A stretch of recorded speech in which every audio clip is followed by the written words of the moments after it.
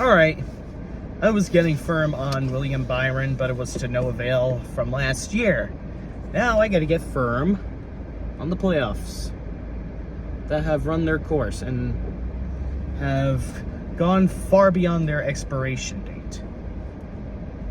You know, one little funny detail that I would like to point out is that Joey Logano always gushes about how much he loves the playoffs whenever it favors him, but never talks about how exciting it was when William Byron put the bump and run to his teammate Ryan Blaney.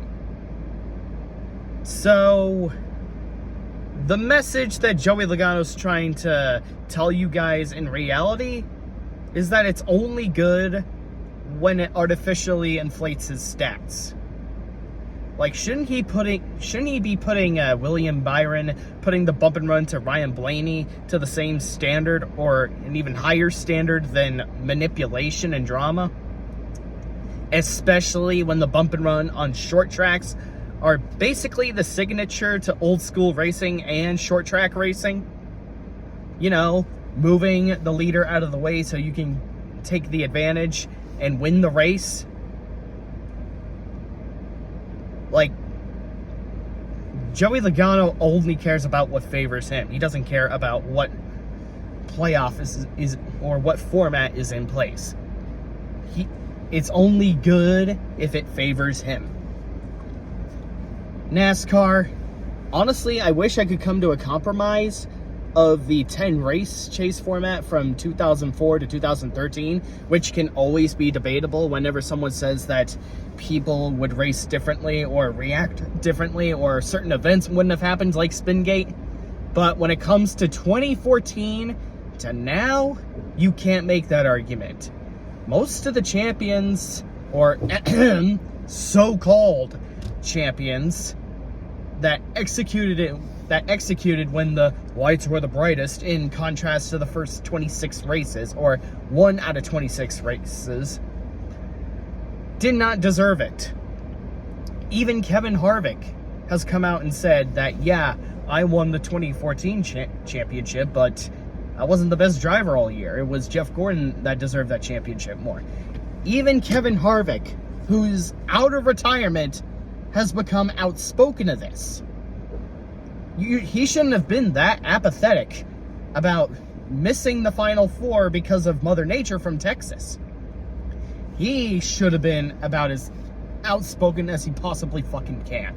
You know, like Mark Martin, like Richard Petty, like Dale Earnhardt Jr. But, of course, he would probably be fined thousands of dollars because NASCAR is allergic to being told they're objectively stupid and objectively wrong, which is why they always tried to deflect to the quality of the racing, which would have happened on their own merit, especially when Homestead has always been an exciting racetrack, and Martinsville, well, is Martinsville. If you have to... Besides, why even have a Hall of Fame of the best drivers if you're gonna completely devalue the concept of the championship by saying the point isn't to reward the best driver? Oh, okay. How about we just have a Hall of Fame of the luckiest drivers in NASCAR history instead of the best ones that actually put on a dominating performance throughout the year? Or at least were consistent enough to drive alongside the dominant driver, like, you know, Terry Labonte in 1996 alongside Jeff Gordon, because the driver who, well, leads the most lappers or has low quantity in race wins sometimes excels better than the winningest driver, which sometimes I believe that the Lafferty system is a bit flawed. And a lot of people are gonna say to me, oh, but season-long points format is outdated. Oh, can you not have sounded any more vague? Like, what are you talking about here? What does that mean? What do you mean by outdated? Is, like, rewarding someone for their pure excellence and being the best in contrast to everyone else all season long outdated? Is that what you're getting at here? You're gonna relegate a championship to what's the most entertaining in world history, even though Phoenix is like the biggest polar opposite of drama and entertainment, unless if it's on restarts. Come on, get real. This just makes no fucking sense. What does your argument for outdated mean? Especially when IndyCar got a big surge in popularity this year in contrast to NASCAR. Same with F1. Hell, IndyCar, their last 2 races had a significant surge in viewership even after Alex Palou locked up the championship.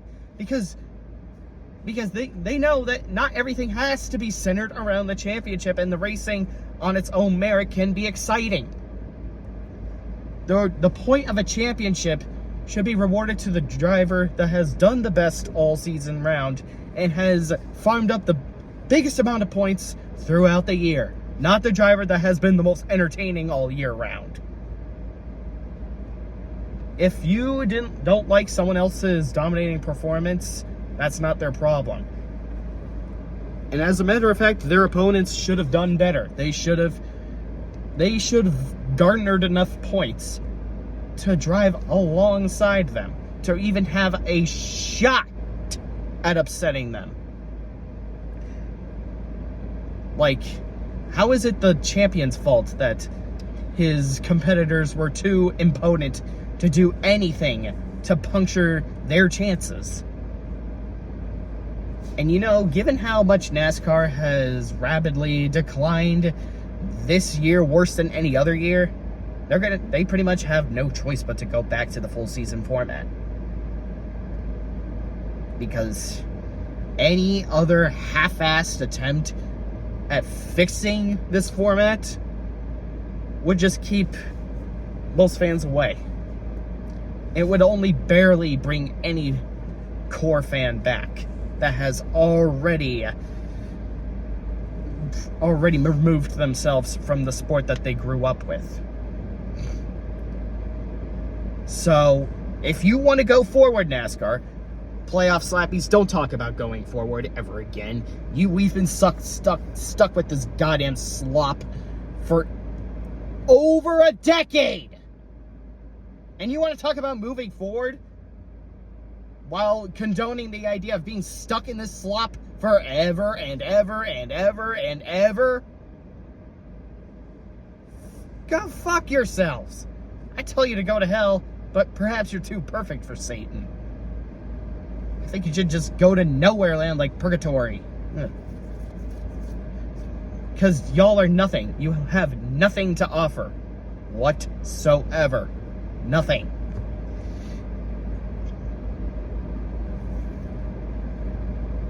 Why would you even watch racing if you try to make the point that full season long points format is boring in regards to Formula One and IndyCar? Why even like racing at all?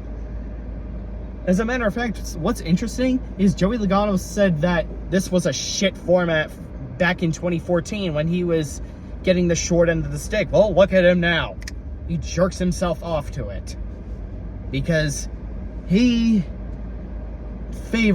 was favored the most out of every other driver in this shitty era. He has no substance and no weight to any of his championships.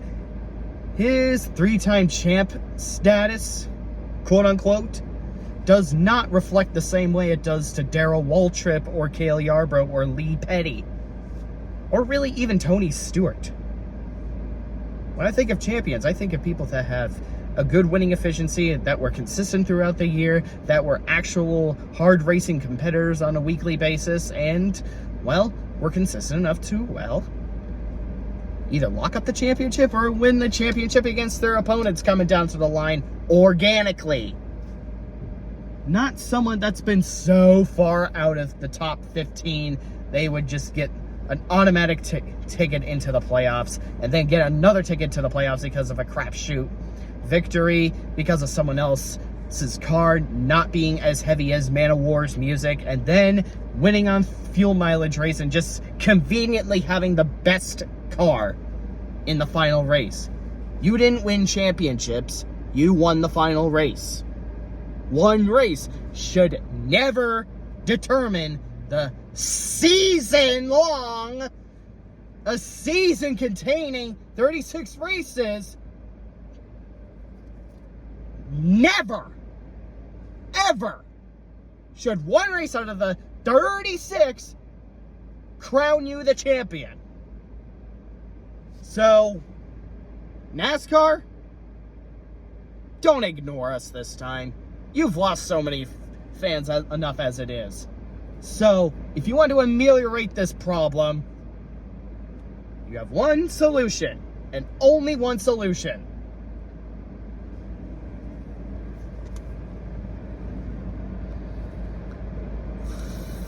Full season or nothing. And if you don't give a shit to give us what the fans and drivers want,